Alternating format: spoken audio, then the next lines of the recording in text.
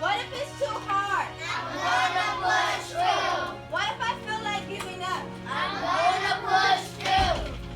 What if I forget some of the words? I'm gonna push through. What if I'm too young? That ain't true. What if I'm too black? That ain't true. What if I'm too brown? That ain't true. What if I'm just going to quit? That ain't true. Why? Because I can do anything I put my mind to. Why? Because I can do anything I put my mind to. Barack Obama, She pushed through. Rosa Parks, She pushed through. your teacher, She pushed through. your parents, They pushed through. your grandparents. They pushed through. And if they can do it, I can do it too. and if they can do it, I can do it too. why? Because I can do anything I put my mind to. why? Because I can do anything I put my mind to. a doctor, I can be that. a teacher, I can be that. a dentist, I can be that. the president, I can be that. an astronaut. I can be that. Why? Because I can do anything I put my mind to. why? Because I can do anything I put my mind to. yes, you can. For as early as I could remember, I looked forward to the natural order of life and the exciting milestones to reach from childhood to an adult.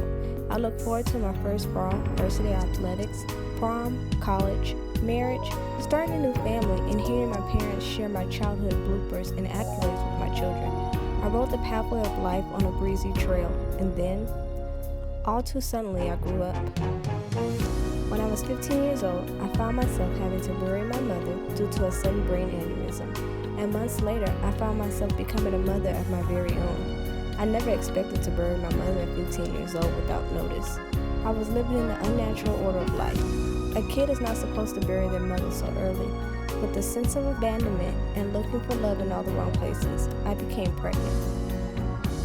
Less than a year of losing my mother, I was soon to become a mother of my very own.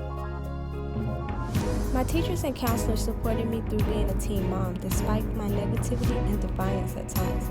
They never gave up on me. They instilled the importance of education which fueled my desire to want more for my son. When thinking of my mother, there were many times where I wanted to give up and just be with her. It was by the grace of my teachers and school counselor, Vanessa Woodard at Highlands High School, who grasped a hold of me and refused to let me fail.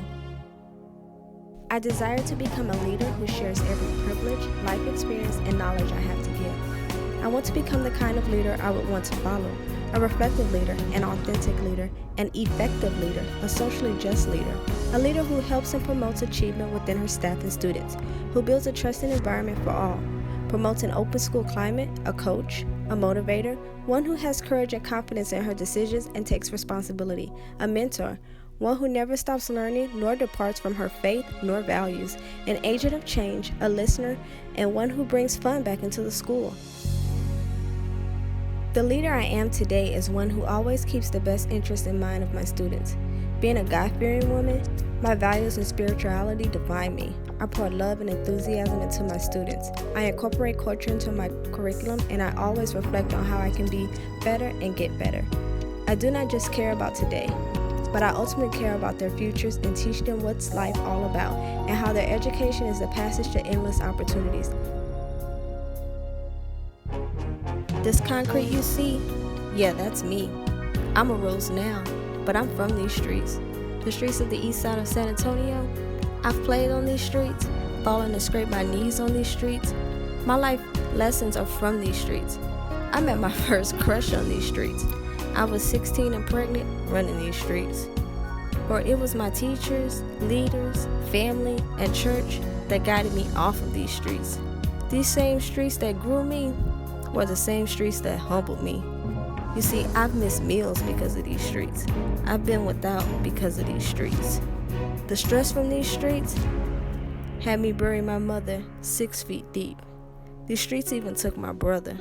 I got a call, they murdered your brother. 15 feet away from the front door is where my brother laid on the street. For these life experiences, I do not hate. It's not something I contributed nor to create. For me, I thank these streets because it fueled me to give back to the same kids who live on these streets. You see, I understand them. I am them. We're from the same streets. That's why I fight for them, take a stand for them, listen to them, and make sure I'm an advocate for them. Because although they're from these streets, like Tupac said, I guarantee that I'll spark the brain that will change the world, including these streets. Because it just simply means that much to me.